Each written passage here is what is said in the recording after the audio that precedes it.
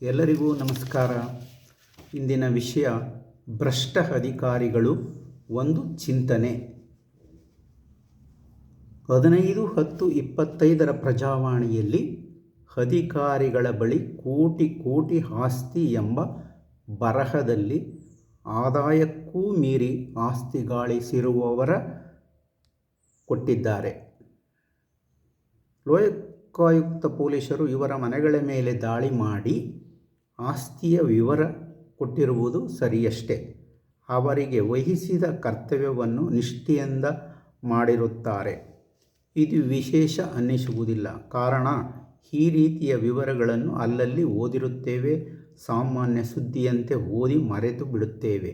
ಲೋಕಾಯುಕ್ತ ಅಧಿಕಾರಿಗಳು ಇಂತಹ ಅಧಿಕಾರಿಗಳನ್ನು ಹುಡುಕಿ ಹೊರಗಡೆ ಸಮಾಜಕ್ಕೆ ತಿಳಿಸುವುದೇ ಆಗಿರುತ್ತೆ.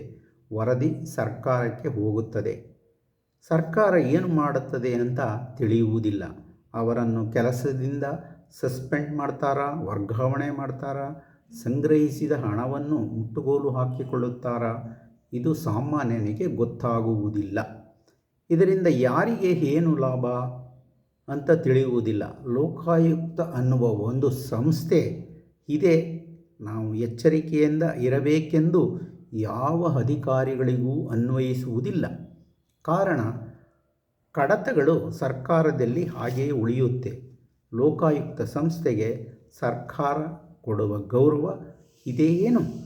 ಲೋಕಾಯುಕ್ತ ಅಧಿಕಾರಿಗಳು ಕೊಡುವ ವಿವರ ನೋಡಿದಾಗ ಅಷ್ಟು ಕೋಟಿ ಲಂಚ ತಿಂದಿದ್ದಾರಾ ಅಂತ ಅನಿಸುತ್ತದೆ. ಕಾರಣ, ಹೆಚ್ಚಿನ ಆಸ್ತಿ ನಿಜವಾದ ಸಂಬಳದಿಂದ ಬಂದಿರುವುದಿಲ್ಲ. ಇದನ್ನು ವಿವೇಚನೆಯಿಂದ ಮತ್ತು ಸರ್ಕಾರದ ನೀತಿ ನಿಯಮ ಈಗಿರುವ ವ್ಯವಸ್ಥೆ ನೋಡಿದಾಗ ಏನು ಅನ್ನಿಸುತ್ತೆ ನೋಡೋಣ. ಯಾರೇ ಅಧಿಕಾರಿಯಾಗಲಿ, ಇಂತಹ ಅಧಿಕಾರಿಗಳು ಆದಾಯ ಮೂಲಕ ಸುಮಾರು 4 ಕೋಟಿ ಆಸ್ತಿ ಮಾಡಿದ್ದಾರೆ ಅಂದುಕೊಳ್ಳೋಣ. 4 ಕೋಟಿ ಹೇಗೆ ಬಂತು ಅನ್ನುವ ಪ್ರಶ್ನೆಗೆ ಹೋಗದೆ, ಈ ಹಣದಿಂದ ಅವನು ಏನು ಮಾಡಿರಬಹುದು?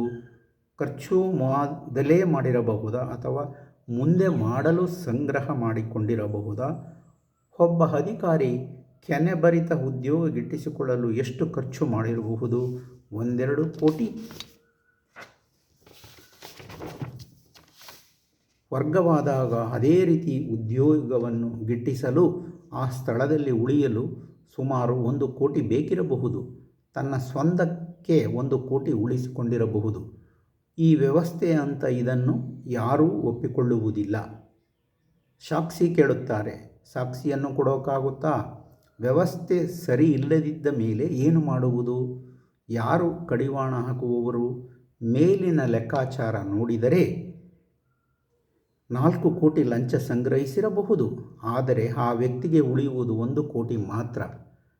3 ಕೋಟಿ ತನ್ನದಲ್ಲ ಅಂತ ತಿಳಿದುಕೊಂಡು ಗಾಡ್ ಫಾದರ್ ಆಗಿರುವವರಿಗೆ ತಲುಪಿಸುತ್ತಾನಾ? ಈ ಕಾರಣದಿಂದ ತಪ್ಪಿತಸ್ಥನಾಗಿ ಹೆಚ್ಚು ದಿನ ಉಳಿಯುವುದಿಲ್ಲ. ನಾವು ವಿಚಾರ ಮಾಡಬೇಕಾದ್ದು ಅಂದಾಜು 3 ಕೋಟಿ ಹಣ ಯಾರ್ಯಾರಿಗೆ ಹಂಚಲಾಗುತ್ತೆ ಅಂತ. ಅದನ್ನು ಹುಡುಕಬೇಕು. ಅದನ್ನು ಹುಡುಕಲು ಸರ್ಕಾರ ಬಿಡುವುದಿಲ್ಲ. 25% ಅಷ್ಟೇ ಇಂತಹ ಅಧಿಕಾರಿಗಳ ಪಾಲಾಗುತ್ತೆ. ವ್ಯವಸ್ಥೆ ಸರಿ ಇಲ್ಲದೆ ಇರುವುದರಿಂದ ಉಳಿದ 75% ಹಣ ಯಾರ್ಯಾರಿಗೆ ತಲುಪುತ್ತದೆ ಗೊತ್ತಿಲ್ಲ. ಸರ್ಕಾರಿ ಅಧಿಕಾರಿಗಳನ್ನೇ ಏಕೆ ಬಲಿಪಶು ಮಾಡಬೇಕು? ವ್ಯವಸ್ಥೆಯನ್ನು ಸರಿಪಡಿಸಲು ಮುಂದಾಗುವವರು ಯಾರಾದರೂ ಮುಂದಾದರೆ ಅವರಿಗೆ ಉಳಿಗಾಲವಿಲ್ಲ. ಕಾರಣ, ವ್ಯವಸ್ಥೆಗೆ ಒಪ್ಪಿಕೊಂಡು ಜಾಣರಾಗಿ ಬದುಕನ್ನು ಸವೆಸುತ್ತಾರೆ. ವಂದನೆಗಳು.